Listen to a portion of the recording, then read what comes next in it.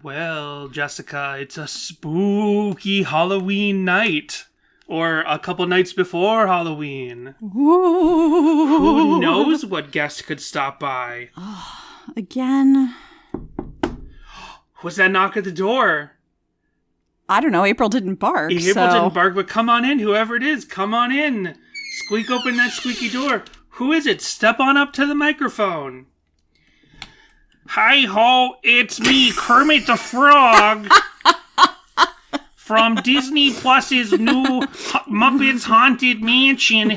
Hi-ho! I'm here to remind everyone to get a Disney Plus subscription. Hi-ho! I have to say hi-ho a lot to remind everybody who I am. It's Halloween in Owatonna. I could trick or treat, but I'm not gonna. Rather scare the living daylights out of you. Hello, everyone, and welcome to Sadie Hawkins Pod. Yeah, heaven forbid you happen to look down while the new Kermit is talking. You're like, who the hell is that? Exactly. It's a horrible, horrible Kermit. It's really, really bad. And I had watched one episode of Muppets Now when it premiered on Disney Plus, which, first of all, the whole show is just flat on delivery. It's just pointless. It's utterly useless. It's just like harsh. It's like, you know, the Muppets have an internet show or whatever. But the new Kermit sounds so bad. He sounds so bad. And everybody can do a Kermit impression. Right. I was psyching myself up for David S. Podkins. Like, I'm shocked that he didn't stop by.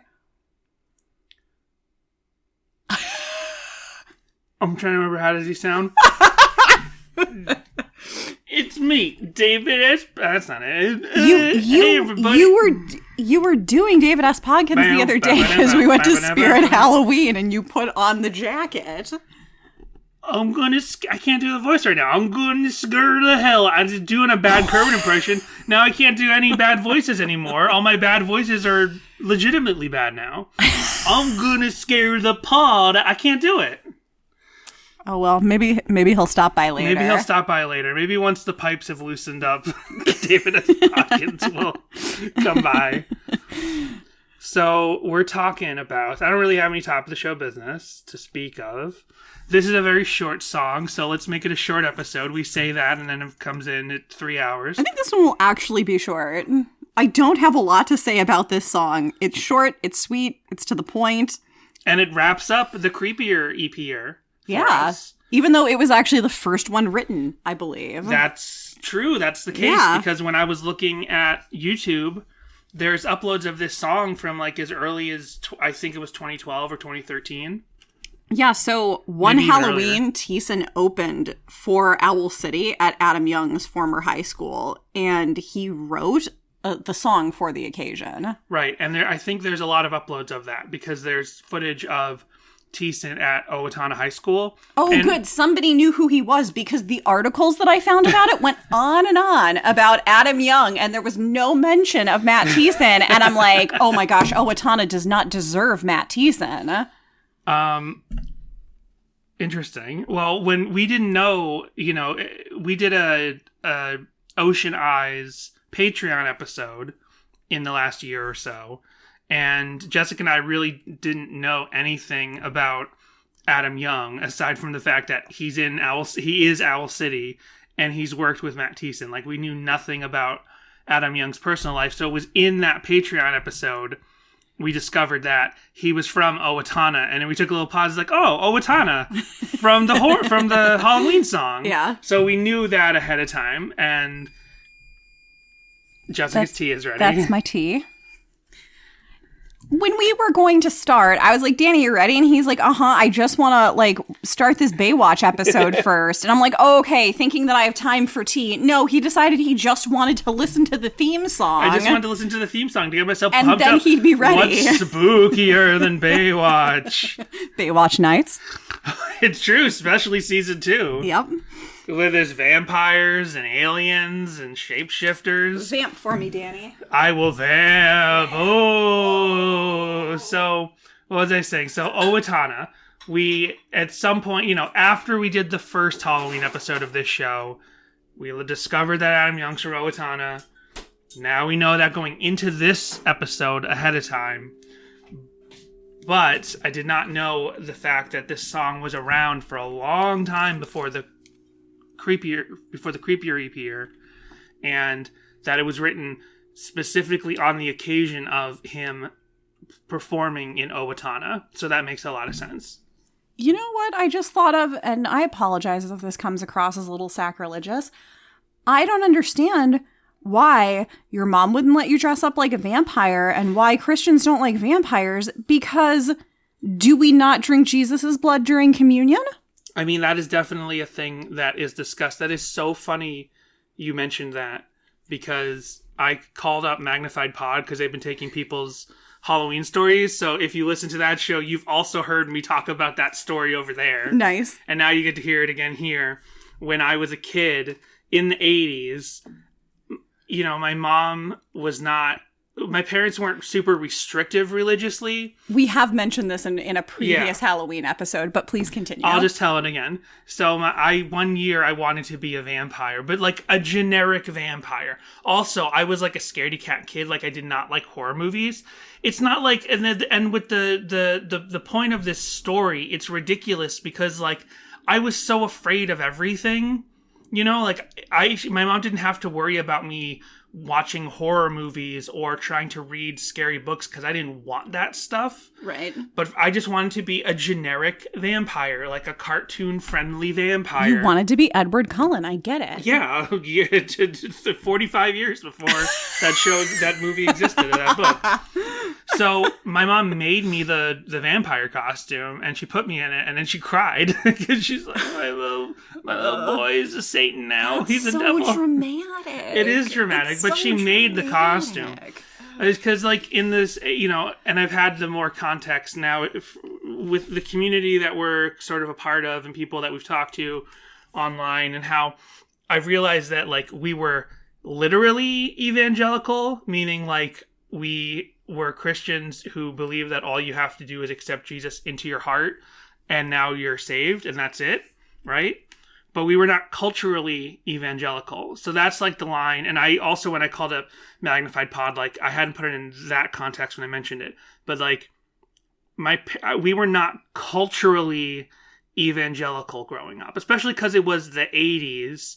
And I really don't think that kind of strict line of cultural evangelical, like pop culture stuff. Like, yeah, absolutely Christians would be like, not allowed any kind of like secular media and stuff like that. But my parents, just being 80s parents who happened to be born again Christian, they didn't like restrict us from all of the stuff. Right. You know what I mean? Right. So I knew what a vampire was, and I wanted to be a spooky vampire. Do there happen to be any pictures of little Danny as a vampire? Maybe. I don't know. Or maybe she was afraid if she took a picture, it would steal my soul. Right. You wouldn't show up when she got the pictures developed. That would solidify the taking of my soul if she had done that. I ask because I feel like you probably would have looked a lot, knowing what you look like as a kid, like Eddie Munster from the Munsters, the little boy. Well, he was like a werewolf. My phone just laughed for 1 second. He was not a werewolf. I think he was a vampire, wasn't he? Looking this up. He was like a werewolf. My TV land childhood. He was like a werewolf vampire. I think he was like you're right. He was a werewolf that dressed in like vampire clothes. You're right. It's the ears. The ears and the teeth are what threw me. Yeah, here we go. The only child of Herman and Lily Munster, Eddie is a werewolf. I'll be darned. But he wore vampire garb. Traditionally vampire garb. There's so much blurring of the lines between the vampire myths and the werewolf myths, although going back mythologically, there obviously is a difference. How does a Frankenstein monster and a vampire lady happen to produce a werewolf child? I have questions. Good question. Are they mutants? Are they like X-Men mutants? There's just a monster gene. But Grandpa is also a vampire. And Lily, the mom, is a vampire. So it skips a generation. Unless, where was Mrs. Munster hanging out? It doesn't skip. Well, that's what I'm saying. Is it like the X-Men? Because here, like the X-Men, right? Wolverine's children are Quicksilver and Scarlet Witch, who have powers that are completely not like his powers. So the X-Men, or mutants any mutant specifically, their offspring is not supposed to have their power, but then like lazy X-Men writers copy that. You know, they just have like the son of Wolverine is like has Wolverine powers. I'm like, they're not supposed to have that. Mutants aren't supposed to have children with the exact same powers. So if there's a monster gene in the Munsters universe, that might be the mythology, because Marilyn Munster, the cousin or whoever she is, she's like the black sheep of the family because she's perfectly normal. Because she didn't get the Munster gene. She didn't get the Munster gene, yeah. So I think we've cracked it. The Munsters are, it's Marvel X-Men type universe, but they're monster genes. Which then begs the question, are there other monsters in that universe? I mean, I'm sure there might be an episode where but are they all related to the Munsters? Or? Welcome to Munster Cheesin', our episode by episode Munsters podcast. That's a good idea. Sponsored by Cheez-Its. Because we've been on a big Cheez-Its kick recently. You can go to patreon.com/Sadie Hawkins Pod and listen to us chew Cheez-Its on mic at the end of that episode. I thought you were going to say sign up so that we can buy more Cheez-Its. Well, that's where all our money goes. But we just discussed the And Josh soundtrack. No, we put out a preview, so everyone knows about that. But yeah, we just... And April was very upset about it. She's like, you don't need to mention that again. There's spooky ghouls outside, and April's upset. There's trick-or-treaters at the door. She's like, let me eat them. Let me get them. I'm a monster. Come here. Oh, maybe we're getting another guest. Wait a minute. I'm here. It's David S. Podkins. Slightly more southern voice than David S. Pumpkins, who is my cousin and is his own thing.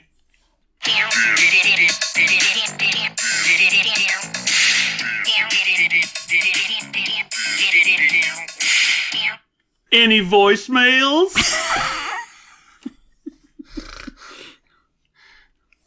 He's there. Thanks for coming by, David. By. It's wonderful. It finally happened. So, Danny, what else do you have to say about this song?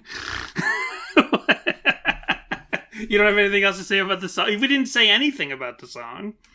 Well, I said how he wrote the song, right. And I said it's short, sweet, and to the point. Well, how do you feel the song works for closing out the whole EP? Like, how do you feel about the EP overall? I love the EP overall. I feel like this is definitely the lesser of the three songs. Oh, no, I think Butterfinger Cups is the lesser of the three songs. Really? Yeah, I mean, we talked about it last time, but like, okay, well, Butterfinger Cups is... Maybe I should have re-listened to the whole EP in preparation. I mean... It's like less than a half an hour. It's less than 10 minutes. It's less than 5 minutes. It's like very, very short. It's a very, very short release. No, I mean, it's been a year since we talked about it, but... It's been a year filled with problems, but now you're here, almost as if to solve them. Yeah, Bare Naked Ladies and Relient K got together and they wrote a song that... It's been a year filled with problems. Remember that? Yep. Remember that classic collab? I don't know. Butterfinger Cup's kind of bouncy. But we talked about it, and it's like not a good like song. It's not like a good constructed like song. It's fun. It's fun to sing about Butterfinger Cups, and there's a lot of individual good elements in that song. But overall, it's a very messy song. Right. It's like Butterfingers Stuck on Your Teeth, the song, because it's like it was a very ill constructed song from the ground up. And I'm not talking about the lyrics, and I'm not talking about Butterfinger Cups. I'm simply talking about that the form of that song, we came to a conclusion, was very messy at the time. It's just a very unorganized, unfocused song. Whereas Halloween Blues and this, which are both very similar songs, they're both kind of like spooky, like actually kind of out and about, enjoying your Halloween, doing stuff.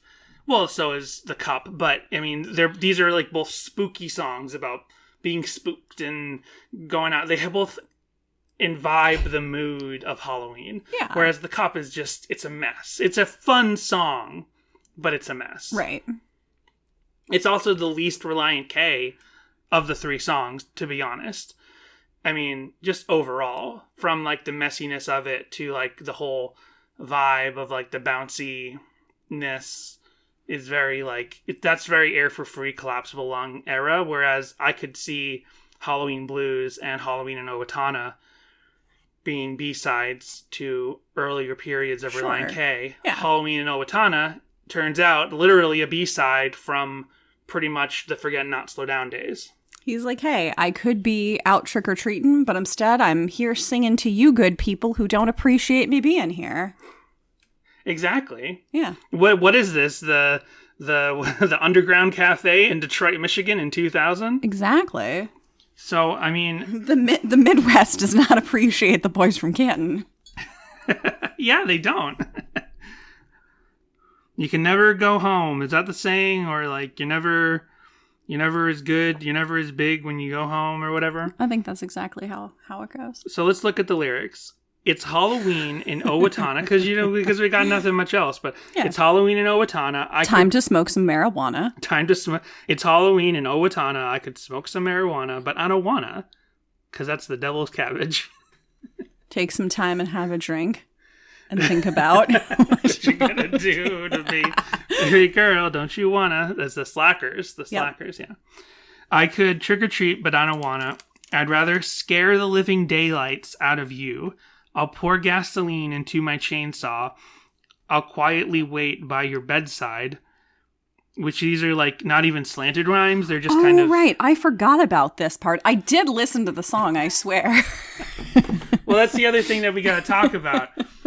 Is the hint? There's this song strongly implies. The song implies violence. This is the one that people on the internets get all up in arms about because there's dark imagery. Right, but I think that the dark imagery isn't as dark. It's almost like certain kind of horror movies where the violence is heavily implied but not actually shown, and the imagination runs wild. The imagination of the audience runs wild. This is a song equivalent of that.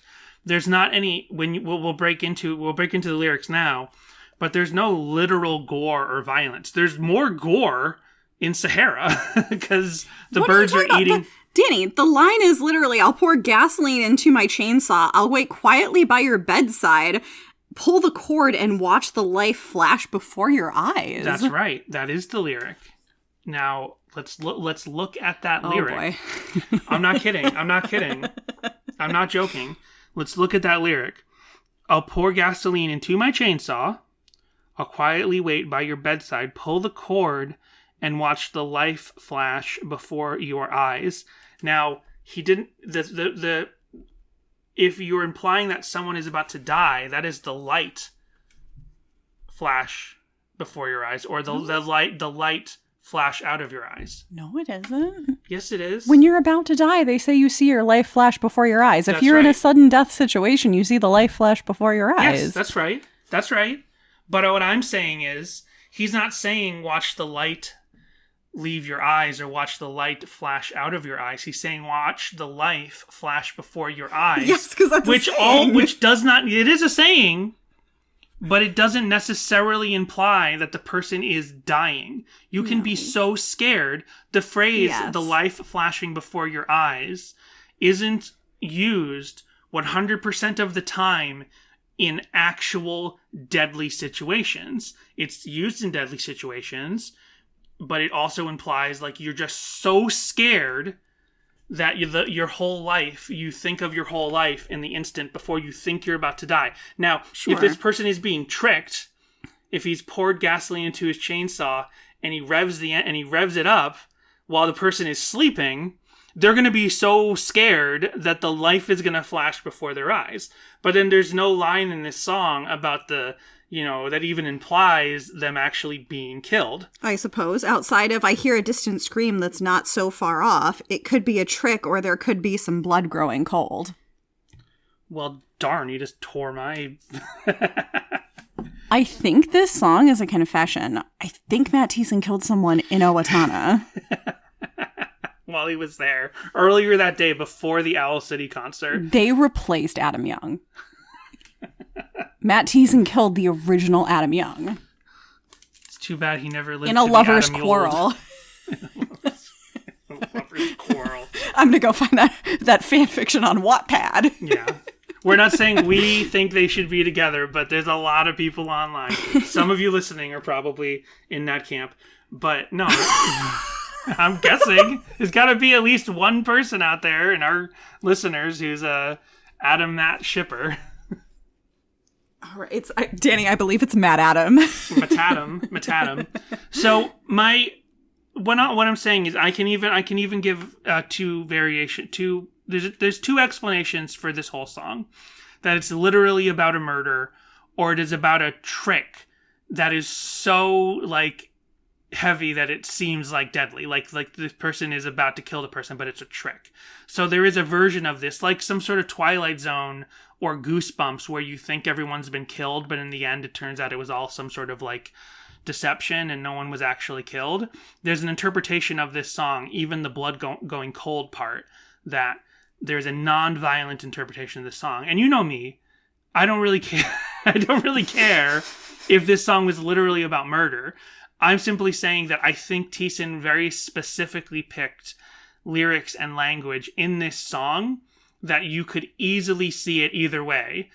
Like a Girl or God song, where I think he very meticulously picks language that does not heavily imply if the song is about God or a girl and leaves it up to the listener. I think the language here is chosen deliberately so that it can be about murder, or it could just be heavily implied murder. So the line, "It's Halloween in Owatonna. I hear a distant scream that's not so far off. It could be a trick, or there could be some blood growing cold." So the blood growing cold has two implications to me there. The obvious one is like there's blood spilled on the ground, someone murdered, and the blood is growing cold because they were murdered a while ago. Or you, again, just like life flash before your eyes, can imply someone who has just been scared nearly to death, or have literally just about to been killed. Blood growing cold, you get a chill. Your blood goes cold when you're so scared.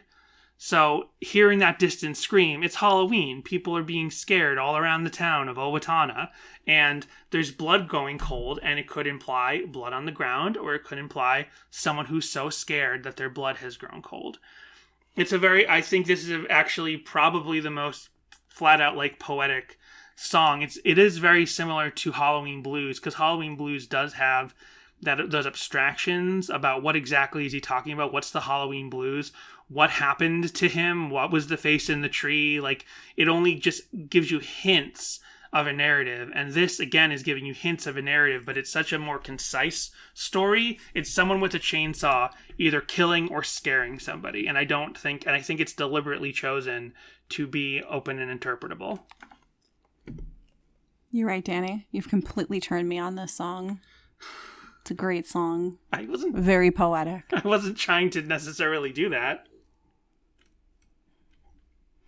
I definitely wasn't just sitting here being like, oh, I feel like I might have, in a different deep dive, seen something about a Halloween in Owatonna Matt Adam fanfic that I need to go look up now. And I definitely was not trying to refine that. And then realizing my VPN wasn't on. Great. Did you find it? No. Oh, thank goodness. Not after the Ann Josh soundtrack. So yeah, this song is definitely one in a piece with Halloween Blues. But Halloween Blues is almost, I'm just assuming now that Halloween Blues must have been written after this. Halloween Blues was maybe written closer to the release of this EP, probably around Ear for Free, but Halloween in Owatonna was written as early as, what would you know when that concert was? Was it 2010 or something like that? Hang on, let me see if it mentions it in here. Because I have the Jesus Freak Hideout news report on the Creepier Ep Er from October 28th, 2016. Earlier Thursday afternoon, Relient K celebrated the 15-year anniversary of the release of the Creepy EP, which had a Halloween-themed album cover, but not much else related to the spooky holiday. The band is currently on tour with Switchfoot on their Looking for America tour, who also coincidentally surprised fans with the release of a new live album last Friday, and have been playing select new Halloween songs for fans. Right around, I didn't know that Switchfoot had a Halloween. Oh, Switchfoot has a Halloween? Had some Halloween stuff. It says have been playing select new Halloween songs for fans. Huh. Unless they just mean they're covering newer Halloween songs. Which, gotcha. Have there been a lot of newer Halloween songs? Now that I stop and think about well, it. Maybe that's what they mean. Right around midnight into Friday the 28th, Relient K revealed Friday the 28th. revealed the surprise release and judging by what time it is right now, this episode will come out on not Friday the 28th of October this year. Relient K revealed the surprise release of a brand new EP, appropriately titled The Creepier Ep Er. New music out now. This is time sensitive here, people, or PPL. The band announced via Instagram. A note from Matt T. My friend John, and I apologize because I'm going to butcher this.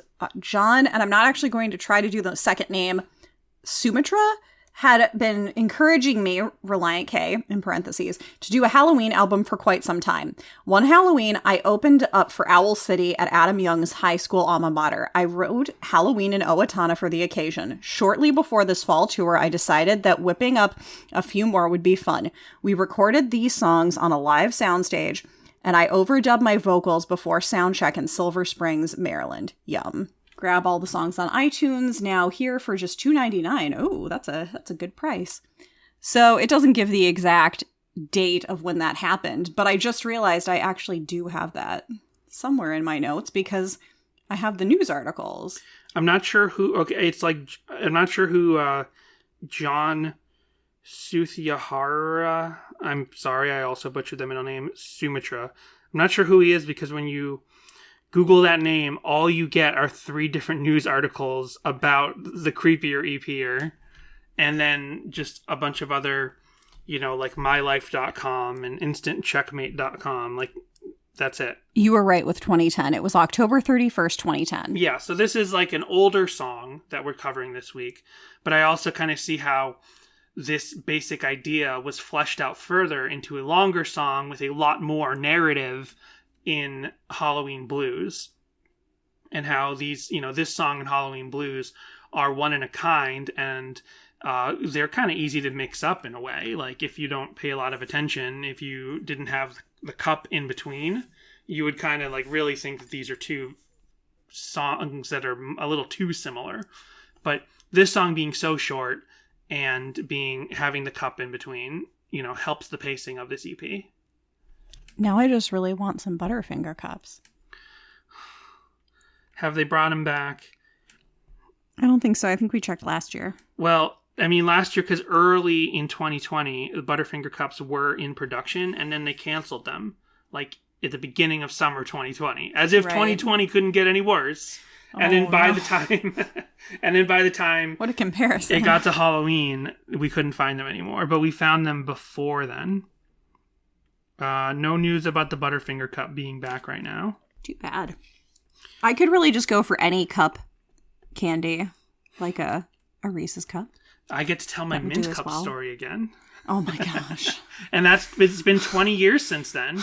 It's been over 20 years since then, but it's been 1 year since you told it the last time, and another year from the time before that. It was the Electric Youth Tour with Five Iron Frenzy, and I always forget. Now I remember. It's 4 bands. It was Five Iron Frenzy, Relient K, Ace Troubleshooter, and John Rubin on tour together. It began like right after 9/11. They almost canceled it because of 9/11, and I saw it in Boston and Manchester, New Hampshire. And the Boston show was at a real rock club, so there was no like hanging out afterwards. Ooh, sounds wild. But the New Hampshire show was at a church. So over the night, as the volunteer people go away, you can kind of just start walking around the church, and there's Five Iron Frenzy, and there's Ace Troubleshooter, and there's Relient K. And I had already talked to Relient K a bunch because I'd been seeing them since 2000 and always bothering them at every show. And this time I brought candies, because I brought Skittles, because you're supposed to throw Skittles in combos at Relient K at this point. Oh, really? Yeah, this was around that time. That's a thing you're supposed to do. Yeah, that's a thing that you do. I mean, I came up with that idea. Wow. I didn't even know it was a thing, so I didn't come up, I'm joking. But I also brought other candies, like just to try to see what would happen if I threw other candies, and some of the candies I brought were mint cups. And they were basically like peanut butter cups with mint cream inside. And then this is like a York peppermint patty? Yeah, but they were like a green mint cream. They were like a green mint cream in a peanut butter cup shape. Oh, like a it wasn't they aren't in peanut butter cup shapes, but like those Andes chocolates that your grandma has, yeah. Yes, they were like Andes chocolates, but Andes chocolates are also a very thin layer of green mint cream in the middle. This was a thicker chunk of mint cream in the middle, like a peanut butter cup. Just instead of peanut butter, it's green mint cream. And so I'm walking around, and there's Thiessen on the Sanctuary drums. No. He's the bomb. No, yes. But he's on the Sanctuary drums, and I go up, and I talk to Thiessen, this is 2001, and I'm like, here, you want some mint cups? And I'm offering any band member I see some mint cups out of the bag. Not that I'm giving them the whole bag, and he tries them. And then Thiessen's like, it's pretty good. And I'm like, what? Pretty good? They're amazing. End of story. It's a great story. I'm so glad you've told that every single year, hon, of this podcast. That is a story that will go down throughout the ages. That is a classic story. In fact, I'm going to write a song about it. It's going to be on the Creepiest EP. Oh my gosh, wouldn't it be great if they just surprised everybody, came out with the Creepiest EP this year? Mm-hmm. You got to complete the trilogy. And with that, we're going to take our break. We'll be right back. We want to thank you very much for listening to Sadie Hawkins Pod. Please follow us on Twitter and Instagram, which are both at Sadie Hawkins Pod. From there, you can interact with us, as well as view the videos and images we talk about on the show. You can also call our voicemail line, which is 402-95-SADIE. That's 402-957-2343. Leave us a message, and we can play it on a future episode. Also, we invite you to check out SadieHawkinsPod.com, one simple place to get links to all our social media and a link to our TeePublic store. There you can pick up merchandise, or merch, as it's known in the industry. We have our Black Flag parody shirt, our Little Sheep Boy ice cream shirt, and our all-new Boys from Canton ampersand shirts that list the first names of every album lineup of Relient K. And if you can't get enough of us, well, good news. At patreon.com/SadieHawkinspod, we are releasing at least 2 bonus episodes a month. You'll also have access to our whole backlog, including our discussion of Owl City's Ocean Eyes, reading through the Complex Infrastructure book, and the songs from K is for Karaoke. Finally, we want to thank our current patrons, who include Daniel, Josh, JR, Jarrett, Eric, Joel, Connor, Michael, Helen, Samantha, Roxanne, Jimmy Eat Pod, This Might Be a Podcast, Tucker, David, and Brady. We hope to see you there, and even if we don't, we hope that you will keep us in positive regard. Aww. Hey Jeff, have you ever heard of Relient K? No, Tracy, I haven't, but you know what that reminds me of? If I had $1 million. What? Oh, no, don't do it. I would buy you a cake car. A nice Reliant automobile. Yes. How did I know you were going to go there? Well, it could have something to do with the fact that it is the most famous song by the band we discuss every week. Oh, you mean Bare Naked Ladies? Dude, Relient K is a Christian rock band. You can't say that. Sure I can. I don't think you can. Okay, fine. BNL. We have a great time discussing all the BNL songs alphabetically over at Bare Naked ABC. Dude! We're not naked when we do it, and it's a podcast. Anyway, I've heard these guys and their music. These guys can take a joke. Ooh, I have one for you. Don't. Have you heard the one about the boy who moved into the hen house to sleep? We've already done this song. He woke up with yolk in his face when he found that all the hens had crossed the street. Oh, for bad jokes like that and more, come listen to us on all platforms you download podcasts. Just look for Bare Naked ABC. Dude! It's a brand name.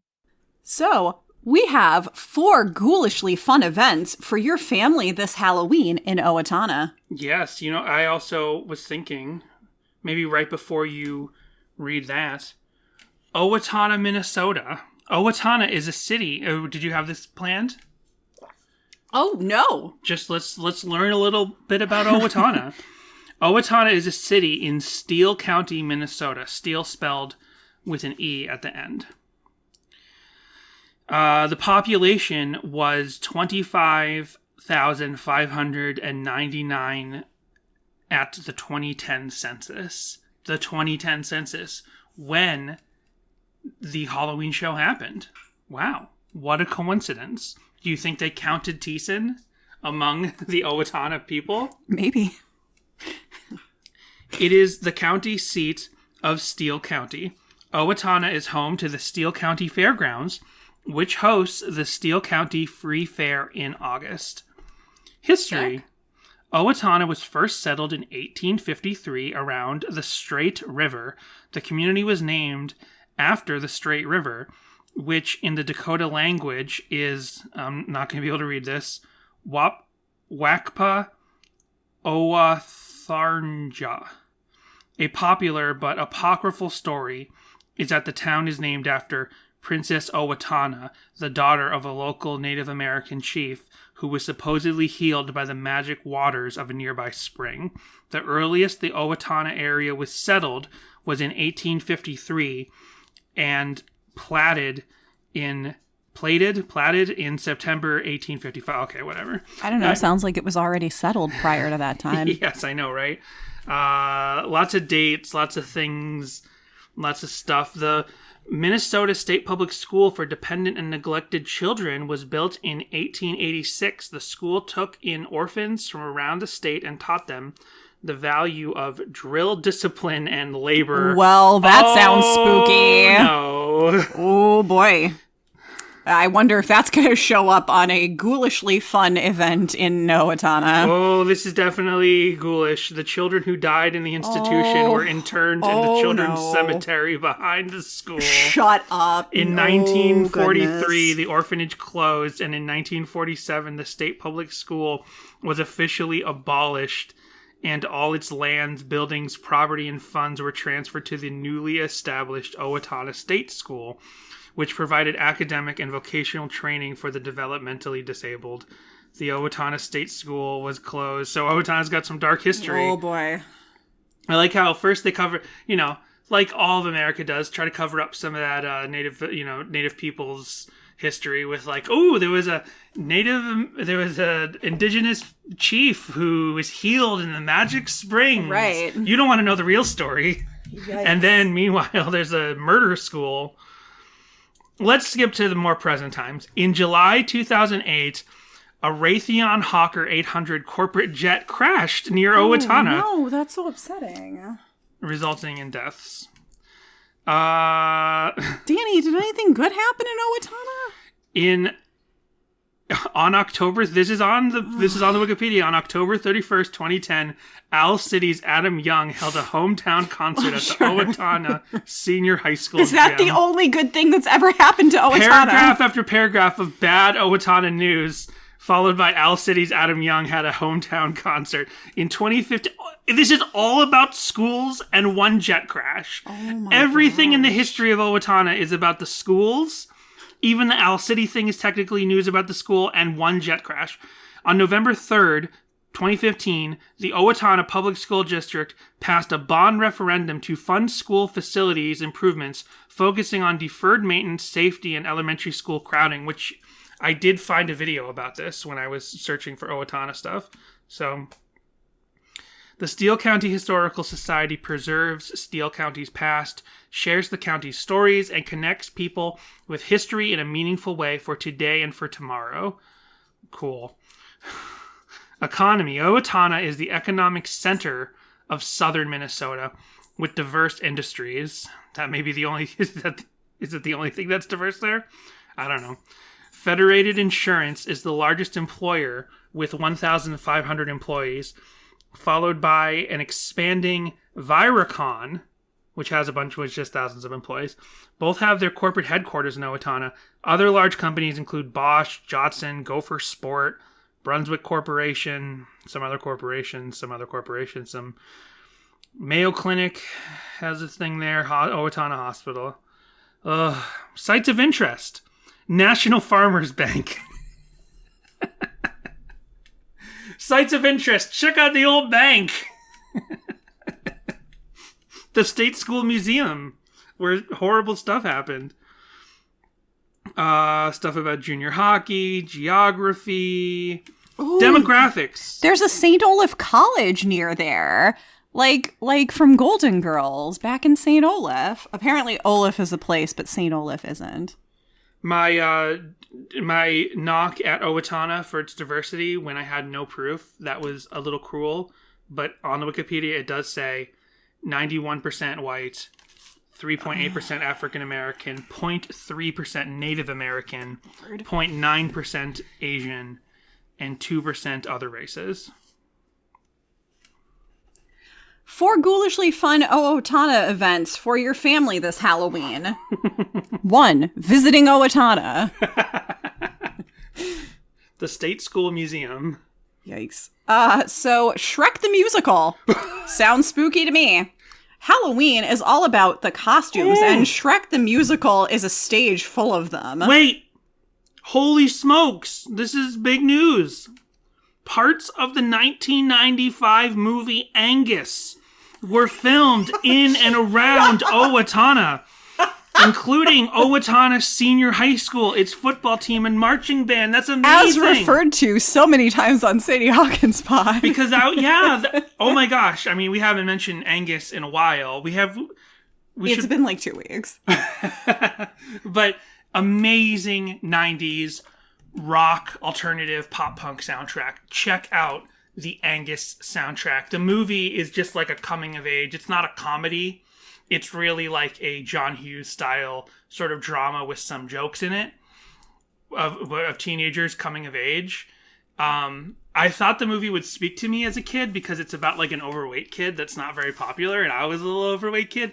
But Angus's story is not very much like my own, so it really didn't speak to me. But Green Day is mentioned in the movie in dialogue. Green Day, the song J.A.R., which is a big Green Day song, It was a single from the release of that movie. J.A.R. was not on a Green Day album until it was on International Superhits. Like, and I was always upset, and that's why I was upset about that for a while, because I didn't have the song J.A.R., and then I had to go out and get the Angus soundtrack. Turns out it was worth the money. Goo Goo Dolls, Dance Hall Crashers, Ash, 2 songs by Ash. Wow. Jack Names the Planets. That's right. Yep. Amazing soundtrack. I can't believe Angus was shot there. I know what we're doing. November, Angus soundtrack Patreon. There you go. So, Shrek the Musical. Halloween is all about the costumes, and Shrek the Musical is a stage full of them. Weezer's on the Angus soundtrack. Big influence on... What's the name of the band we talk about? Relient K? That's it. Big influence on Relient K. Yada, yada, yada, yada. This colorful, silly, and entertaining musical is sure to be an ogre-sized hit with the whole family, and the perfect way to kick off Halloween. Buy tickets here. And if you're okie dokie, pokey dokie, smoky dokie too. A Haunting We Will Go, October 27th. At the Village of Yesteryear. About this. This year will be the second time the Village of Yesteryear at the Steele County Historical Society holds this historically fun event. Last year, we told ourselves we will count it as a success if we have around 100 kids. We never expected we would have over 2,500 people show up. Wow. Stephanie Keebler, the spokeswoman for the event, is so excited to see what happens this year. Our goal is to get families into the village as often as we can to demonstrate what a small town was like and the history behind it. This is just a fun way to do that. The fun will be practically overflowing out of the village. Each historic building, such as the general store and school, will have treats and a variety of games. The lawn will be set up for pumpkin bowling, and popcorn will be handed out to all. And there is a flashlight scavenger hunt with clues hidden all over the village. One of the biggest highlights, according to Stephanie, is the flashlight guided tour of the Dunnell House. Groups of about 12 at a time will get to a guided tour of the house, with Special items highlighted. Only flashlights will guide them I hope everybody through. hears this on time to get tickets. This was back in 2017. Oh, well, get in your time machine. Last year, we did over 45 tours. To add to the fun of the night, costumes are not only welcome, but encouraged. All right. Yeah. Even adults are welcome to dress up. That's nice. No sexy kittens, please. Oh, well, we'll remember that. They looked like we had a variety of characters last year, but some of the most fun ones were the period costumes. They look like they could live in the village. With this being an event that is as educational as it is fun, who wouldn't want to miss it? Do you visit the old schools and all that other stuff while you're there and get the real history of your town? Next up, Trick or Treat Trail. This quarter-mile trail through the park will be like no other you set foot on. Owatonna Parks and Recreation has really pulled out all the stops for this free Halloween event. Last year's first attempt was so successful they decided to do it all again, but bigger and bigger. Along the trail, you will find local vendors giving away candy and showing off their store goods. It's like when you go trick-or-treating at the mall, I guess. Nice. Next up, Downtown Trick or Treat, which is basically the same as the last thing, just not in a park, in the downtown area. Downtown Owatonna already has all the charm one can wish for, but now add longer hours and candy. Before going to all the usual neighborhoods, start by attending the second annual Downtown Trick or Treat. Shops like Central Park Coffee, Tone Music, The Hat Chic, and Owatonna Shoe will all be staying open, just to name a few. I'm sorry, those all sound like made-up names. Like, those sound like businesses in the background of a Hallmark movie. I had to look up is Tone Music instruments or records, and they are instruments. They are still around. There's an O'Reilly Auto Parts there. There's an Applebee's Grill. Let's get some of the let's figure out some of the culture. Oh my gosh, there it is. The Minnesota State. The Minnesota State Public School. Is this the one? Is this or is it's? Yep, this is it. Nice. This is it. Look, here it is. There it is. Yep, that's definitely It haunted. looks like a haunted school to me. Yep. Whoa! Look at this! Look at this like ballroom area in there. Oh wow! Like I guess it's kept up. It's not like old and stuff. It's not decrepit. Here's like a statue dedicated to two children. One of them has a haircut like you did when you were a little kid. Jessica. Jessica. Are you secretly an Owatonna spirit? Have you been waiting to tell me this? Rude. Little Ramon's haircut on the little statue kid, and little Jessica. Rude. Jessica was always punk rock. She had a little Dee Dee Ramone haircut when she was a kid. It's been a minute, but we have one TikTok. Ooh.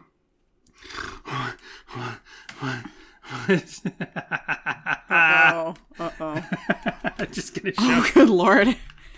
Oh, I'm looking at the handmade doll collection. I'm looking at the Google Maps pictures of the Owatonna State School Museum, and it is a picture of a collection of handmade dolls, I guess that were kept by the children, and they are as spooky as the phrase handmade doll collection implies. Miss Redican, state school teacher, gave these character dolls to her niece in the late 1930s. She was told they were made, quote, by the orphans in the state school. She was told. Do we know that to be true? Oh, they are definitely haunted. Oof. My phone is haunted just for looking through this. TikTok, slightly less haunted. Romanticizing my rusty apartment balcony in Austin. And oh yeah, it does.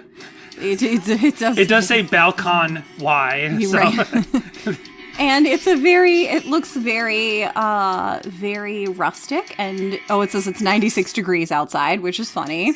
And it must be from Halloween. And all the leaves are looking like they're changing. And it's very pretty. That is from, oops. I accidentally clicked on hashtag vibes. That is from @Audrey of All Trades. Then, okay, so I have this article that kept popping up, like every news, like syndicate in the area covered this. Okay. I guess it's big news in Owatonna. Owatonna home featuring huge skeleton is Halloween fun for all. Owatonna home featuring huge skeleton. Okay. And they're not that big. They're like a story tall. There's one that's like 2 stories tall, it looks like here. I mean, there are bigger, blow up things on people's lawns. But yeah, that 2-story one is pretty big. It is a skeleton. This house statue. Also looks haunted. It didn't even need the skeletons. We are just a few. So this is published October 12th, 2021 by Paul Shea. Over on, where are we? KRFO AM 1390 and 94.7 FM radio. We are just a few weeks away from Halloween, and if you are looking for inspiration or some Halloween spirit and you live in Owatonna, you won't have to look far. Check out this Owatonna home that is decorated for Halloween, complete with a huge skeleton out front.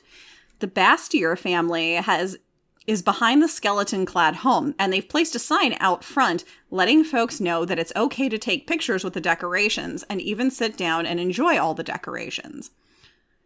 It should be noted that on Wednesday this week, tomorrow, the display will actually not be up as the winds are expected to be pretty bad, but the display will be back up on Thursday for those wishing to enjoy the season that is Halloween in Minnesota. I appreciate the specifics.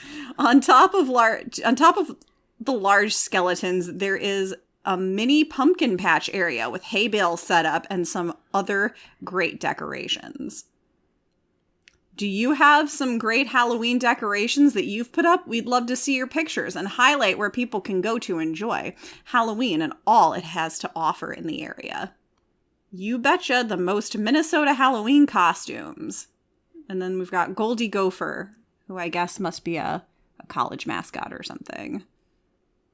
Next up, we have that article that is from the Star Tribune about the show that Adam Young played, but does not mention Relient K or Matt Thiessen. Then we're skipping it. Owatonna, Minnesota. Their matching luminous firefly costumes weren't the only thing that made daughter-mother duo Julia and Mary Boyd Boudreau stand out in the long line outside Owatonna High School on Sunday night. They were also among the few people not saying hi to other people in line, having just transplanted to Chanhassen from San Diego 2 months ago. Owatonna is such a nice little town. You can really understand where he's coming from better now, Mary Boyd said. Owatonna itself lit up with excitement on Halloween for the city's nice native pop star, Adam Young, who returned to his former high school. He's such a nice boy. To perform his first hometown concert since becoming a #1 hit-making singer last year under the alias Owl City. His big hit song, by the way, was Fireflies, hence the costumes. Oh, I get it now.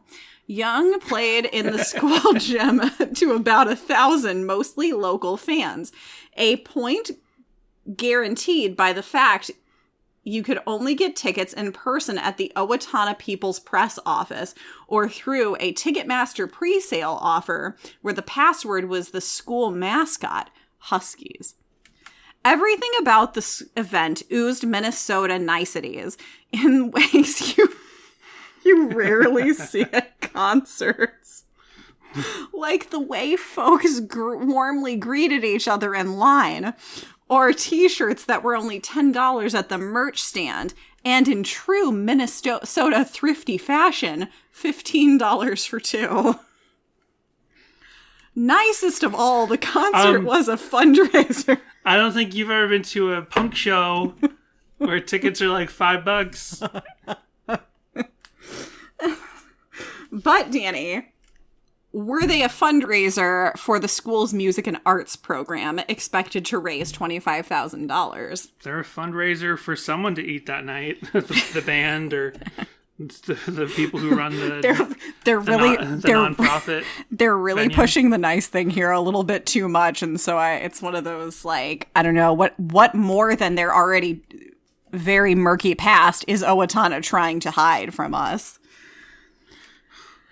It's exciting just to know he's from here, and then to have him do this is so cool, said resident Janice Higgins, there with her daughter Sarah, 11. She's getting a little too old to trick-or-treat now anyway, so this is a great alternative. Damn, I was still like trick-or-treating up through 18. I think I wasn't well, I think a girl could definitely trick-or-treat a little later, because like girls are, even though girls mature faster than boys, I think like for girls to take part in childhood fun, like it's like, oh, that's cute, but I don't think an 18-year-old boy trick-or-treating would be looked on as, I don't know if I well. I went at like 16 or 17. I went dressed up as the director, which was that year's Halloween Horror Nights theme character person one year, and then my very last year I went as Janet from Rocky Horror Picture Show. Nice. I think the last time I went trick-or-treating was like 13 or 14. And by that point, it's almost an unfair advantage. Because when you're a little kid trick-or-treating, you need your parents to take you, you know? And you get tuckered out walking all around your neighborhood. But by the time I was 13, like, I grew up like a Spielberg kid. Like, my friends and I would ride our bikes and walk all over town by the time we were preteens. So we just took a big bag and we like walked the entire town as little 13-year-olds. We went to houses. We were like so mobile on our feet and like so just like walk that we hit houses where it's like, no one's come to this house for candy in years, because they were like little houses like tucked away on little alcoves and like side streets that like no one ever comes to this section of town to go trick-or-treating. Being too old to trick-or-treat is a plot point in my favorite Halloween special of all time, which is the Freaks and Geeks Halloween episode. There you go. But no one questioned that we were, trick-or-treating when I was that age. And then a girl I liked, we walked to another side of town. I never knew like what side of town she lived in, but there was a girl I liked, and she was Handing out trick-or-treating. candy? She was trick-or-treating as well. Okay. Well, there you go. You were fine. And I was like, oh, good, there's that girl I like. Bye. Like, there's nothing I can do about that. I can't tell you anything. I can't tell you I like you. Among the attendees were some of Young's old classmates, including Derek Harvey and Philip Hammett, who remembered seeing Young play with his back to the crowd during church youth functions with his first band, Windsor Airlift. Windsor Airlift, that's a badass name. He's obviously a different kind of performer now, but he's still the same humble guy, said Hammett. Young is also still a faithful churchgoer and speaks openly about his Christian beliefs, something that means a lot to the people around here, said Nancy Turnbull, who attended with her neighbor's preteen daughter. His wholesome lyrics definitely have a lot to do with growing up here. It's like we're like in Leave It to Beaver Town. School principal Don Johnson... What? Wait a minute. School principal Don Johnson quipped, "I'm glad it's not AC/DC." You wrote Heartbeat, dude. What's your problem? At least you sang it. I didn't realize that Don Johnson had fallen on hard times and had to become a school principal in Owatonna. But also, what kind of like 80s like boomer nonsense is that? Like, I'm glad it's not AC/DC. Why didn't Don Johnson open for... I'm sorry. Obviously, I like Thiessen more, but I feel like if you want Thiessen or Don Johnson to open your Don show, Johnson's you pick the Don bigger Johnson. get. 100%. When the concert was booked... I just remembered that my friend Johnny, the same friend who I talk about, I bugged Relient K with him all the time. We would go to their shows. He found the Don Johnson Heartbeat LP in a dumpster.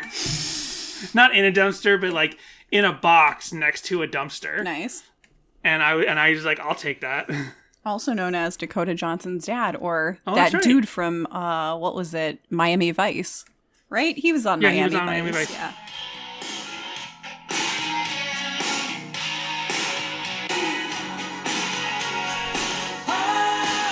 This is on the GTA 5 soundtrack. Oh, it is? Yeah. GTA Remastered or whatever it's called coming out like this month. It's on Los Santos Rock Radio. So, Jessica, do you like Heartbeat by Don Johnson? More, the same, or less? I think I like it a little more.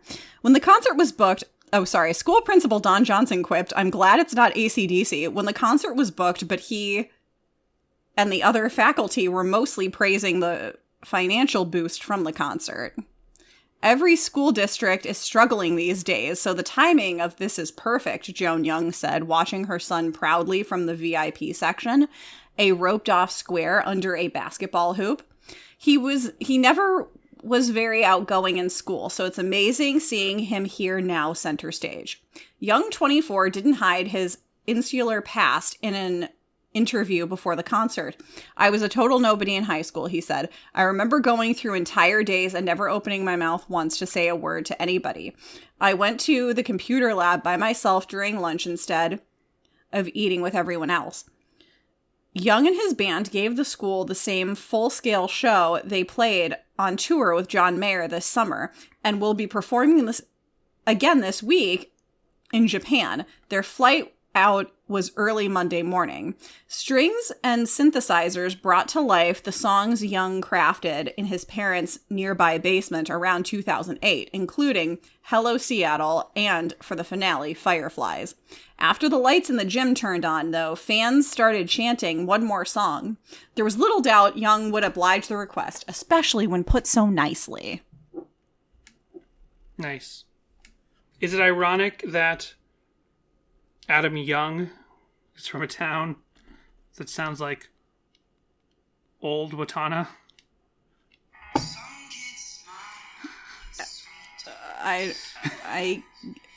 No, it's not. Last up, we have from philipbrand.com October Music 2021 Part 2. October Music begins each year on October Eve, September 30th. That's today. As soon as our eyes open, with the exception of Sundays, it is the only music that we played in our house for the whole month. October Music, in case you do not know, is a mix of fun, biblical music to aid in our celebration. That's you. Don't try and make me think that's me. Oh my gosh, that is me. What? I was like, I'm holding my phone up to one ear and the Bluetooth up to another. I'm like, nothing. It's coming out of your phone. The speaker was on. I thought it was you. What is this, MySpace? Why is this playing? Why is there just audio playing on an HTML page? No, why? No, I was so confused. No. Because I can't see your phone, I also thought like maybe you were reading text out of a video, so the video had to play. Sorry. No. Reese's Cup. We were just talking about Adam Young and writing stuff in 2008, so we're back on MySpace where you can't disable the music, and yeah. When you go to your friend's page and you're like, oh, good Lord, why is it so loud? Sorry. October Music, in case you do not know, is a mix of fun biblical music to aid in our celebration of this great month and fall season. Yes, fun such as October by U2, Monster Mash, Carmen's No Monster Song. I don't know about Monster Mash. The Addams Family. There's Frankensteins in that, and the very existence of Frankensteins, like, are an affront to God's creation. Sitting Up with the Dead, Ray Stevens, and The Great Pumpkin Waltz, as well as Ghostbusters, to name a few. And the biblical tunes that express the battle we are engaged in with darkness and celebrates the victory we have in Christ. Tunes such as Shane and Shane's Embracing Accusations. It's only Keith funny Green's, in the context of, because, you know, we are cynical on this show. I still have faith. I still believe in Christ. I'm still a theist, but I just am so not into Christian culture in this context. Yeah. It just totally threw me because, per usual, I didn't properly vet this. I just was like, that's something. Put it on. So there. I see Relient K comes up eventually. Sure. Yeah. Like, we get so cynical on stuff like this all the time, and I just wanted to I don't always lay the record straight. I just wanted to lay it straight there. It just, makes us laugh because it's just Halloween. It's the phrasing. It's Halloween. Right. And so, yeah, I'm like, that's cool. You have your, like, very, like, Halloween-y music mixed with some biblical tunes. That's cool. Right. It's that express the battle we are engaged in with darkness. Right. I mean, there is, like, an aspect to the history of Halloween that it is about, like, kind of keeping monsters at bay. You know what I mean? It is, like, the basis of Halloween is that. Yeah. But not in this particular, like, evangelical, puritanical sense. You know what I mean? And actually, no, it is in a sort of sometimes in a puritanical sense, but not... Whatever. It's fine. It's fine. We're all just having fun. Just don't, like... act like getting candy is a sin, like as if Christmas isn't a pagan holiday that happens to have Christ's birth attached to it. Like, most of the aspects of modern Christmas are pagan. I was saving sugar for my wedding night. Tunes such as Shane Shane's Embracing Accusations, Keith Green's Dear John Letter to the Devil, Gundor's The Fall, Carmen's Champion, John Mark McMillan's Skeleton Bones, Toby Mac's Somebody's Watching, and Jars of Clay's Good Monsters. 3 songs that were added midway through last October 2020 were 3 songs by Relient K from their Creepier EP. These are just some very funny and fun songs for the season, and then they link all 3, but they just started playing randomly. And then they go, that said, and they go on to let you know that they have 339 songs in this playlist. So I'm not going to read over all of them, but you get the idea. Hey, I put together a Skalloween playlist. There are a number of Skalloween playlists on Spotify. Mine is, I'll have to go look, but it's like over 5 hours long, and I picked some of my spookiest ska songs I could think of. It's called Ska Halloween Party. Spooky Skalloween Time. Nice. By Tunnel of Gloves on Spotify. 4 hours long. Spotify doesn't tell me how many songs it is. Full ride from LA to Vegas. There you go. So, Tim Sullivan, our listener, one of our earliest listeners, brother of Brady Sullivan, the corporate overlord. I know who. the corporate overlord hasn't been checking in that recently. He hasn't. We've been running rampant. Yeah.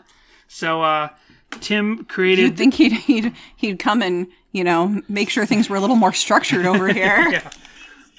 Well, Tim put together this spooky Yule log thing. Oh, sick. Which I believe he found the spooky Yule log imagery somewhere else. Because I've seen this specific spooky Yule log imagery. Gotcha. But he took the basic spooky Yule log video and he put the Creepier Ep Er over it. That's awesome. So you can check that out. Good stuff. It's called Yule Log, Halloween Yule log scene set to Relient K's The Creepier Ep Er music. Uploaded by Timothy Sullivan. Don't mind me just getting some M&Ms over here. So, let's see. Here is a performance of this in 2014 on the 10 tour. So yeah, this song has been around for a long time. When you come see Sadie Hawkins' pod, be sure to throw M&Ms and Cheez-Its at us. There you go. That is a snack that I definitely would enjoy. Combos. We talked about combos and Skittles episode, but I don't like combos or Skittles, and the idea of putting them together, no, thank you. So. Cheez-Its and M&Ms. There's a marriage made in heaven.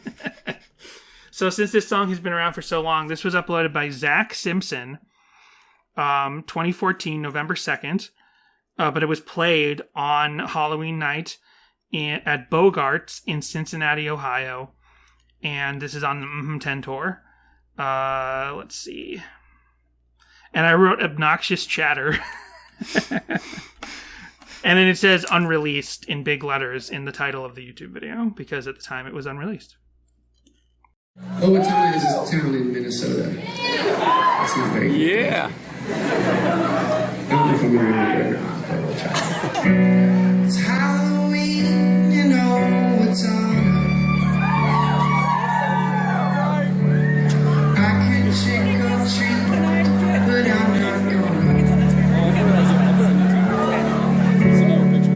don't know. love his little skeleton costume. That is nice. Thiessen is wearing like a skeleton jumper. Adorable. You might not have heard it, but the guy holding the camera is talking to some lady who's like, "Can I get this video later?"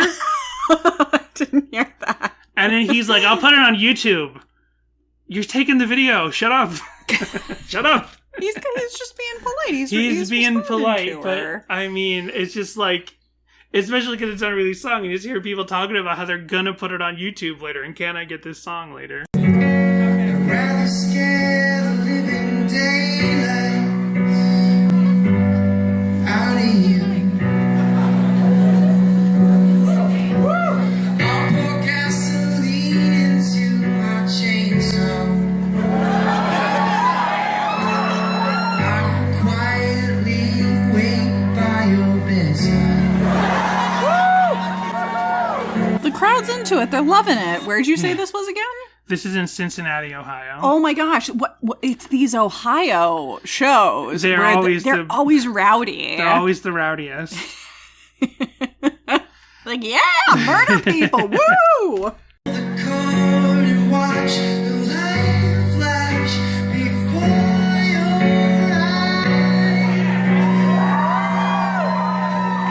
eyes. I'd rather What a strange thing to cheer to. It's a little strange. Yeah, light flashing before your eyes. We're gonna debate later if that means you're killing them or if they're just really, really scared. living daylights out of you.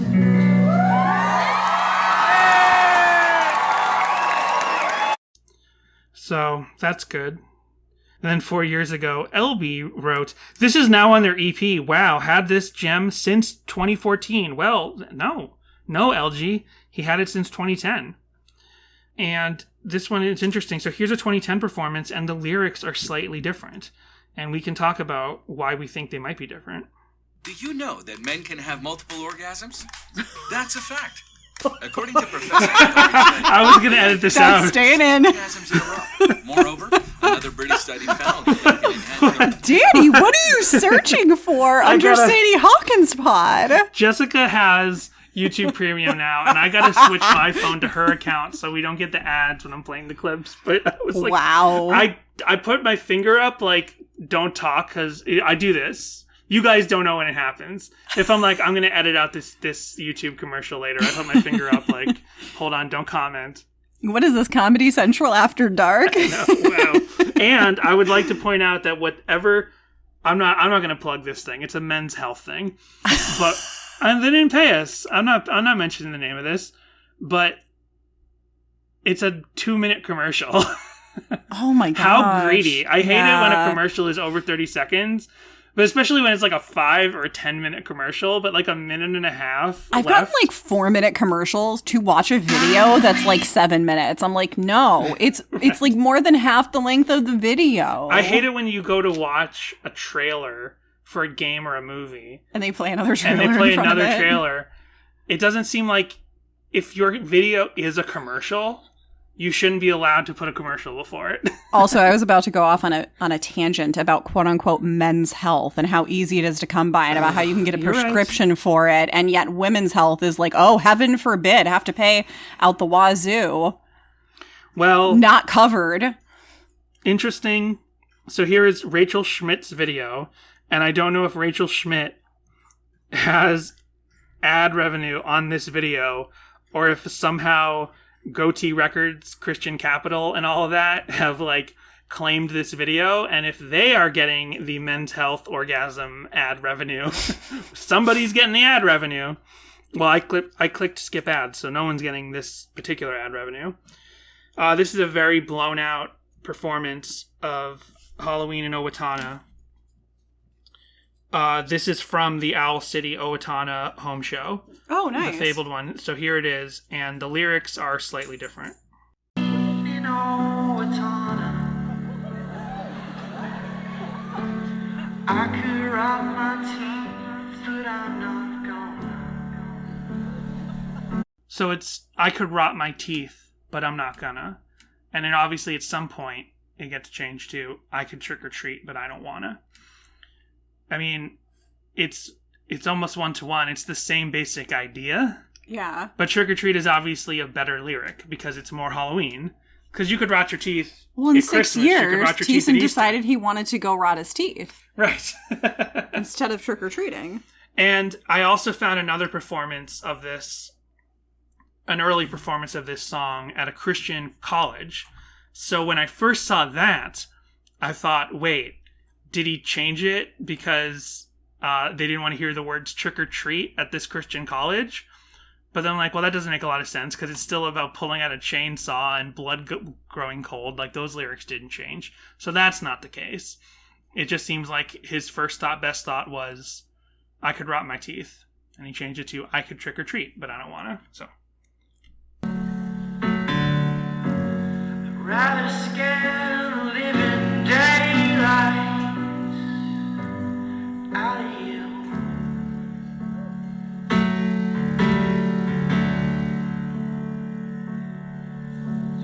I'll pour gasoline into my chainsaw. I will quietly wait by your bedside. It is so creepy. Someone right by the camera just, it's so creepy. It is creepy. And I also meant to mention, as far as the not actual murder interpretation of this song, because I don't care enough. You know me, I'm not a big mystery guy. Like, I don't know if it is or isn't meant to imply an actual murder or if it's all a prank on the person getting scared. Whatever. It's one or the other. I don't care.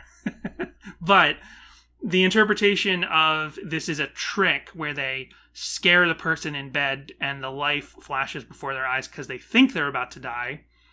Gasoline and a chainsaw can still fit that in the non-violent interpretation, because when you do like Halloween mazes and stuff and the scarers have a chainsaw, they use real chainsaws without the chain. Without the chain on them, because it's the same. The buzzing sound comes from the engine, not from the actual chain cutting part. So, like, you know, you do a Texas Chainsaw Massacre haunted house at Universal, and the guy will be running around with a real chainsaw just without the thing in it. Right.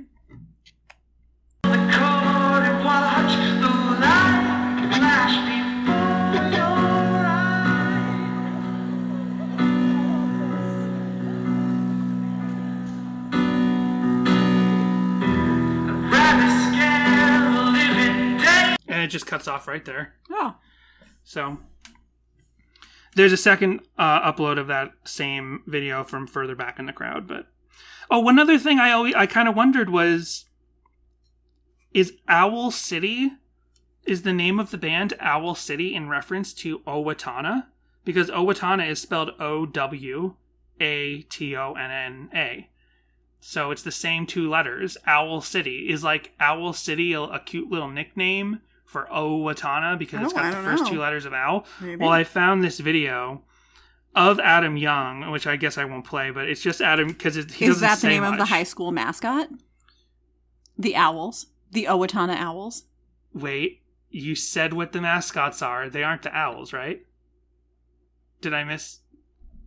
I was just messing around. The thing about that was some college. That was a college mascot.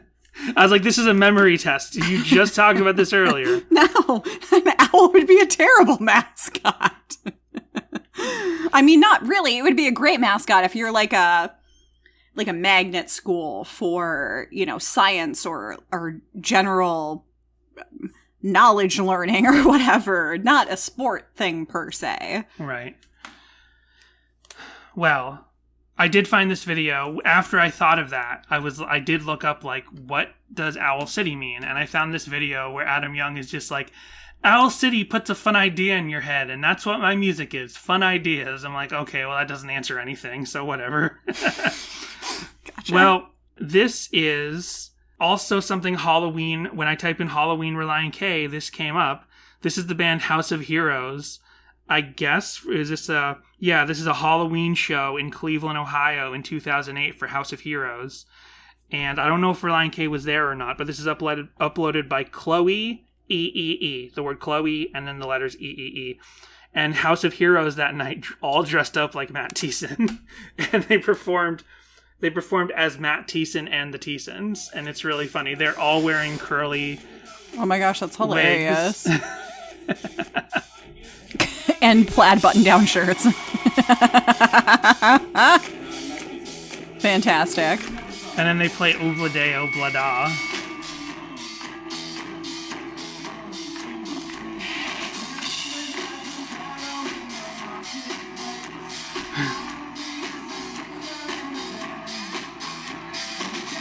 And they're all kind of doing like Matt Thiessen stage maneuvers. It's amazing. This is fantastic.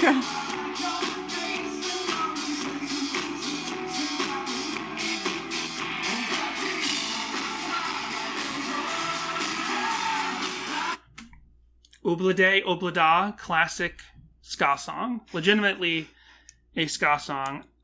What about Obladi Oblada? What did I say? Obladi Oblada, right? Did I say it wrong? You said something else. I can't remember now. Ska already existed. I see this once in a while, like on ska discussion boards. People are like, what's the deal with Obladi Oblada? It sounds like a ska song. It's like, well, it is a ska song. Ska existed before the White Album. So the Beatles wrote a ska song. There you go. Let's see. You know who else was a big ska? What's her name? Back to the Beach. Annette Funicello. Another big ska artist. I get to talk about this. Here's just a couple of other random things that happen to be Owatonna related. Matt Farley is this New Hampshire, basically he's an artist. He's most famous for a movie called Don't Let the River Beast Get You, which maybe someday we'll talk about on Cinema Cataclysm. But he's also famous for having written... And other things we keep teasing but never get around to. He's written literally thousands of songs. He just and there are a couple songs in Don't Let the River Beast Get You, like do the Mud River Shuffle. Right. Jessica's so not interested. And Don't Let the River Beast Get You. Exactly. Jams. Absolute jams. Well, he wrote, among his thousands of songs, he wrote a song called Owatonna, Owatonna, Owatonna. And every one of his uploads is not called Matt Farley. They're always like little side band names that he comes up with and little albums. Like this album is called our artist is called The Guy Who Sings Songs About Cities and Towns. That's the artist name for this particular project. Why isn't it just the album name? Well, the album name is called Very Good Minnesota City Songs Because. Oh, gotcha. And here's his song about Owatonna. It's part of the collection of songs about places and exactly. whatnot. He's a real Sufjan Stevens. Minnesota! Oh my goodness, what a great place! Let's go downtown in O-Town. Let's have a good... I told you O-Town. It's not O-Town. O-Town, the band O-Town, they got their name from Owatonna. They're the boy band O-Town is from Owatonna. That didn't come up in your deep dive? O-Town is named after another O-Town that no one refers to as O-Town. Thank you very much. Hop on Interstate 35. Go on a drive to Owatonna, Minnesota. Yeah, 55060 is the zip code. Oh yeah, Owatonna is a wonderful municipality. Oh yeah, they got a great city council. They got a great mayor. They got a fine public school system. Well, I don't know about that. Depending on how far back you go. Owatonna is a wonderful... Oh, so he's pronouncing it Owatonna. Yeah. Which I don't know if that's place. Apples to oranges. Well, that's Matt Farley. Check him out. Check out Don't Let the River Beast Get You. No, there's a little bit more. Did you want to hear the last 30 seconds? I say people... I don't want to spoil it. People can go listen to that themselves. Okay. I also just randomly found this. Danny. I didn't mean to do that, but it's fitting for the season. Criminy. This is... I just saw the light flash before my eyes. See? I hope nobody out there is listening to this while driving. 96 K-Rock gets obscene. Hey, we're a family-friendly podcast. Yeah, except for the male orgasm commercials. Well, They say folks who go there never come back the same. 3 different costume contests and 1,000. So I just found this radio promo for K-Rock of Fort Myers, Florida. I was going to say. Because K-Rock is a name of stations across the country, and this is from 6 years ago. Interesting. Like, here in L.A., the world Speaking famous of K-Rock. O-Town. Yeah, there you go. The world famous K-Rock here is K-R-O-Q. There was a K-Rock in New York, and then there's multiple other, just like there's Kiss stations everywhere. Right. And there's multiple stations where it's just some guy's name, like Jack FM and Joe FM and Jimmy FM. You know, you don't hear moms complaining about Kiss FM stations. Usually they have a lot of, you know, like nice oldies and 80s, 90s, and today. Sorry to leave out 2 decades in there, but you know. And not at all are they out there going, this is evil, it stands for Knights in Satan's service. Right. Which is so funny, because, like, Kiss's music is not, like... Nope. It's not even... Not it's even barely close. even heavy metal.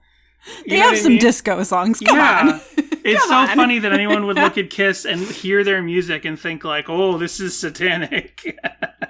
I was made for Loving you, baby. Oh, it's the devil's music. So here's just this video I found from a YouTube page called Jesus Chrysler.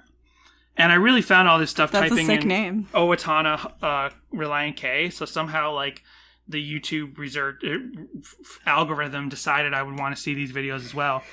This is some people visiting the Owatonna Cedar Mall in, there's no explanation, but the 80s or the 90s with a video camera. Oh, nice. This is kind of up Jessica's alley to see, like, an 80s, 90s mall.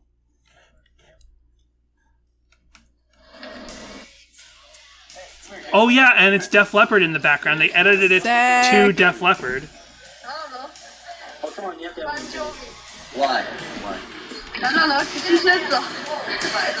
So these kids are just, like, in a bookstore, or, yeah, they're, like, in a magazine store. And it's just people, 80s, awesome, like, it looks like late 80s to me, maybe, you know, like, into the early 90s, just from the fashion. Drinking Mountain Dew. Drinking Mountain Dew.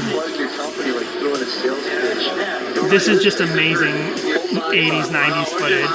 There's that one... This man is so 80s that they're talking to right now. He's got the mustache, classic dad look. He looks about 50, but he's probably 32. This should have millions of views. There's that footage of those, like, kids in the South in the 80s going to a record store and then going into a gas station and kind of, like, joking around with, like, this lady at the counter who, like, barely has time for them, but kind of, like, plays back with them, kind of jokes back with them, but is really kind of fed up with them. Deals with them every day. Deals with them. And that's an amazing video. That's got millions of views. Like, this Owatonna Cedar Mall video should also blow up. Just a lot of knowing about the Owatonna Mall. Lots of fun. So this guy was in a penguin costume with an ad stitched, sewn to the back. So, fun times in the Owatonna Mall. And then I found, like, the 1990 video yearbook for the Owatonna High School. Sick. Which is an hour long, so we can't really watch that, but maybe we should watch that on streaming. Fun. That sounds fun. I found some kids in England going to see Owl City on Halloween night. So some other Halloween, Adam Young was in the UK somewhere. There was no footage in the, let me see. So this footage was uploaded by Jimmerick's Vlogs, and I just assumed from their voices, the fun me and my friends got up to on Halloween. The Owl City concert was amazing too. None of the music played here belongs to me. So it doesn't really say where they're from, but they got these accents. It's Halloween. And they're talking about having fun in Halloween. Cool, but I'll show you dinner when we're going. No, we're going to Owl City. It was fun. Wait.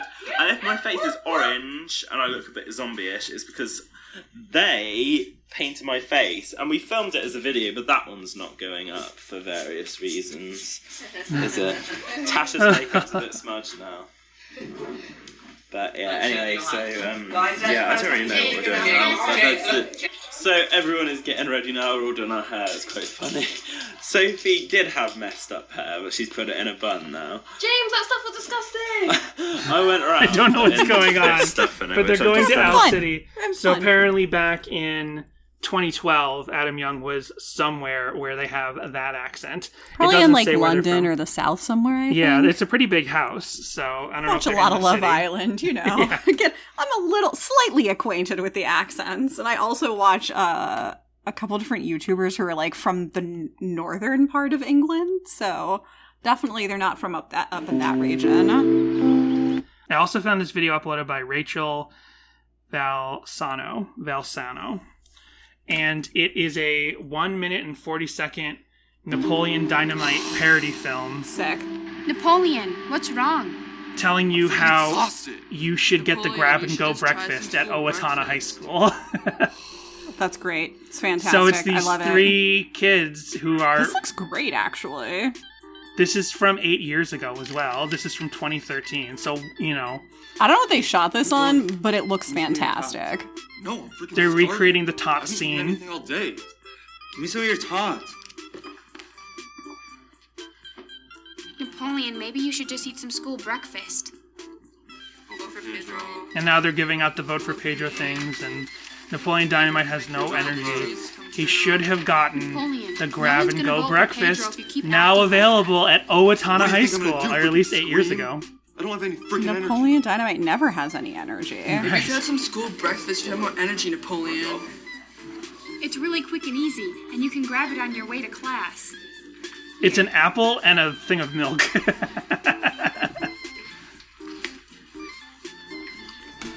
I mean, I would feel like I just got really depressed because I feel like these kids are like, hey, we discovered this great old movie called Napoleon Dynamite. Well, yeah, right, in 2013, this great old movie, and now it's 8 years on from then. Although the video looks so modern, you could think it was shot now. It doesn't have any... There's no aging to this specific video. But these high school students are definitely in their 20s now, 8 years ago. I love that it's like $1.35 as well. How much is it? Wow. Owatonna thinks that it's like 1952 or something. This is my favorite part. And then, okay, so the little sketch ends, and then it has an on-screen text that says, grab and go breakfast served daily, 7:30 to 7:55 a.m. Specific. Very specific. It's like that, it's like the staff swim in Caddyshack. I couldn't think of the word Right. Caddyshack. It's located at the Upper Commons, only $1.35. So for $1.35, you can get yourself an apple and a milk For 25 minutes. And I'm also wondering, they have to be there so early because, public high schools, you got to be there at 5 a.m. or something, right? So it's just if you live in Owatonna, Minnesota, why do you got to be so on the go? So on the go, and why's life got to be so busy? You got to be there at probably 5 or 6 a.m. You don't have time for breakfast at home. Wait, that you all gotta you spend get is $2. an apple and milk? Well, that's all they showed in the video. I mean, if Well, there now was... I know why it's the price that it is, but that is not a hearty breakfast. And then I think it ends with a little dance thing. Yeah, so then it's just a whole bunch of kids in the hallway dance to the Napoleon Dynamite dance song. I mean, Napoleon Dynamite was also when I used to talk to Relient K all the time at different shows in the Brian and Dave days. Napoleon Dynamite was a point of discussion at a lot of those shows because it was a brand new movie at the time. And it was before it even Napoleon super Dynamite blew up. is totally a Relient K movie. Right, no, it absolutely was. Yeah, and 100%. I remember now this might be kind of lost to the zeitgeist, but when Napoleon Dynamite was first released, it was in limited theaters, right? And I saw it on opening weekend at a limited theater. And then it just got bigger and bigger from word of mouth, kept playing at more theaters. And they went back and they filmed the new ending. And that's the ending where there's the wedding between Kip and his girlfriend that he gets at LaFonda, and then Napoleon rides in on a horse. That was filmed like a year after the original movie, right? And added on after the movie was an unexpected sleeper hit. And I remember being at a Relient K show. I got a new Relient K Talking to Relient K story. I forgot about this one. I remember being at a Relient K show, talking to Thiessen about Napoleon Dynamite, and saying, oh yeah, I got to get back to the theater and see that new scene. And then Thiessen described it to me because I hadn't seen it yet. Nice. I hadn't gotten back to the theater to see that new scene yet. That's great. And Thiessen described it to me. It's like, yeah, it's the wedding, and Napoleon rides up on a horse, and he's like, and I remember Thiessen had a little thing. He's like, it's a little bit more out there than the rest of the movie because it's a little bit more. Sure. He didn't say heightened, but he said something along the lines of like, it's more heightened than the rest of the reality of the movie. And so my expectations were curbed. So, I just found a lot of like Matt Thiessen out here providing essential services. Yeah, film critic Matt Thiessen. Hey, if you're not doing music right now, which he is, but Thiessen, do some film criticism. There's no covers of the song. There's one drum cover, and there's no covers of the song. So gotcha. That's about it. That's why I went through a bunch of stuff that has nothing to do with the song. And I guess this is the only... I don't even remember what's in this, so I guess we'll have to end on this. Oh, no. We played this one of the previous... We played this one of the previous Halloweens. This is two teen girls in 2009, like, trying to make a YouTube video for one of the first times. And, like, hi, it's... We've seen them before. Yeah, we've seen this specific video before. Yeah, I was going to say. Episodes, and I forgot when I... It's like, look at this girl. She's like so scene and such a scenester. Like they get a picture of a scenester girl. It's like for Halloween, I'm gonna be like one of those emo girls with my hair all big. Oh my gosh, I remember that. It was like, are you a scenester? Or are you emo? Or are you like goth? And other things from the mid to late 2000s. And then I found this one other thing, which I thought was going to be like a promposal, because I have found like videos that I have not brought to the show before because they seem a little too personal and we wouldn't want to mock them and make fun of them, but they are like people who made YouTube videos like directed to talk to Relient K and say, hey, Relient K, please come play at my school. Not promposals, but like there's probably other ones out there like, hey, Matt Thiessen, please take me to my prom. And as far as I know, they never replied to these. So it seems a little tasteless for us to talk about those on the show, but I can kind of talk about this one. So speaking of emo girls, this is like emo girl right here. She's like the Hayley Williams red hair. Yep. Like a black bow on her head. And she made this video called Dear Matt Thiessen. I'm a huge fan. And this is uploaded by Emerald Jade. I always told myself, I'm going to see Matt Thiessen and Relient K one of these days. And it's one of these kind of videos where I don't mind pointing it out because all she made this video for everything this week is 1 minute and 40 seconds. That's been the weirdest thing. Like the song and a lot of these videos are 1 minute and 40 seconds. Well, we just passed 1 hour and 40 minutes recording. Wow. So. What is going on? 140 for some reason is the strange number this week. So Emerald Jade just wants to take a photo with Relient K. So she made a video saying, I'm going to see you soon. I really want to take a photo with you. Aww. So hope you see this video. Please see my request. It's so much more grounded. I hope she got to. I hope she did as well.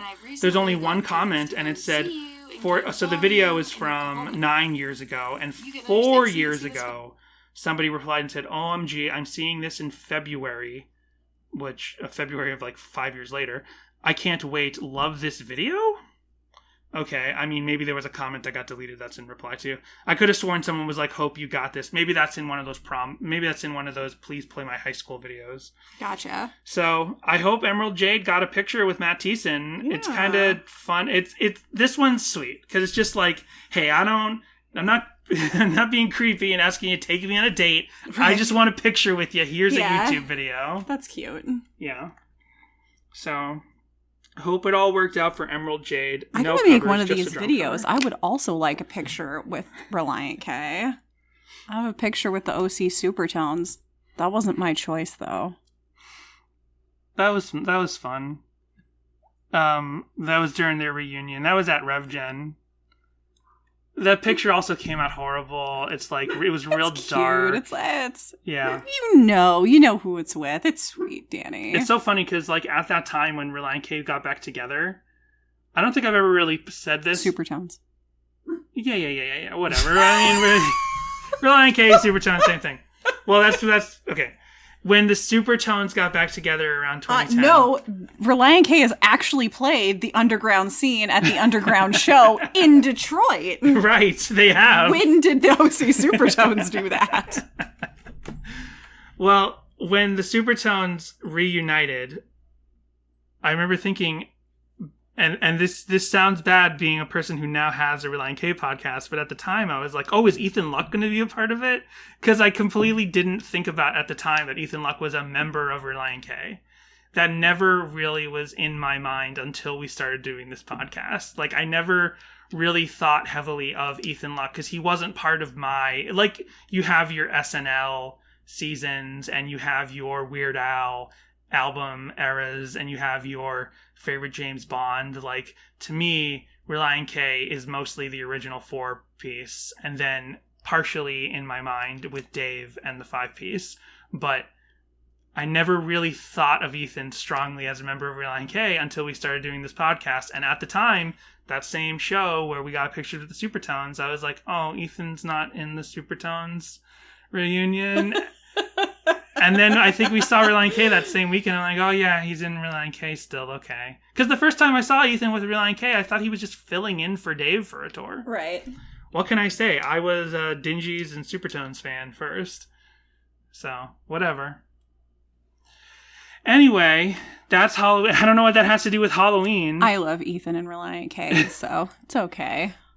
I always think of Relient K as the 2 Johns and Dave are the 2 Johns and Ethan. Gotcha. And I just kind of scoop back a little. I think of it as the 4-piece or the 2 Johns and Dave because I'm 10 years older than you. So that's just kind of a generational divide. Yep. That famous Relient K song, Generational Divide, from their recent album 9. So, do you even know what I'm referencing? Yes. That's a Blink-182 reference. Oh, you know it! Yeah, you've made me listen to that. I didn't make you listen to it too much. No. Well, if a friend has made you listen to this Danny, podcast, once we is appreciate too much.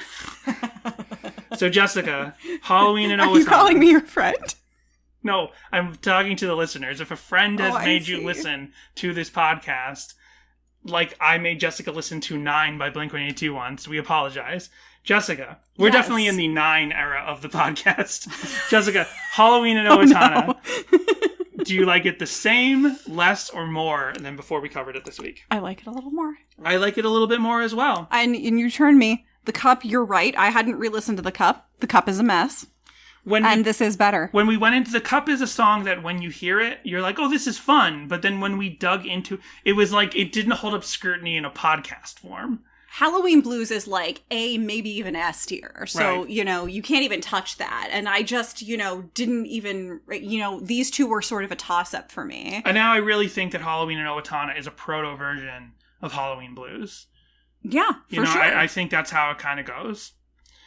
So, thank you for the spooky time on Spooky Hawkins Pod. Oh, yeah. That's what we call it on social media. Oh, so I went in, I logged into Twitter today and I saw that there you have after Sadie Hawkins Pod or Spooky Hawkins Pod shopping bags and a ghost. And I was like, I get the ghost. What is the shopping bag? It's the bag that the ghost is holding. I knew it was going to be something really obvious that I just wasn't getting. And I'm sitting there and I'm like, what is with this double shopping bag emoji? It's a bag full of candy. He did it on his phone, so I'm sure it was just one shopping bag. Well, the emoji is a double shopping bag, and I can't fix that. I can't call up Twitter. I can't call up Twitter or Jack from Twitter. The emoji headquarters or whatever. Right. Apple, iOS, or any of that. I can't fix that. I knew it was going to be something obvious, so thank you for clearing that up for me. And then God forbid you have an Android. Who knows what it looks like over there? So, happy Halloween! and happy Halloween from me, David S. Podkins. Boop boop doo doo doo doo doo doo doo doo doo.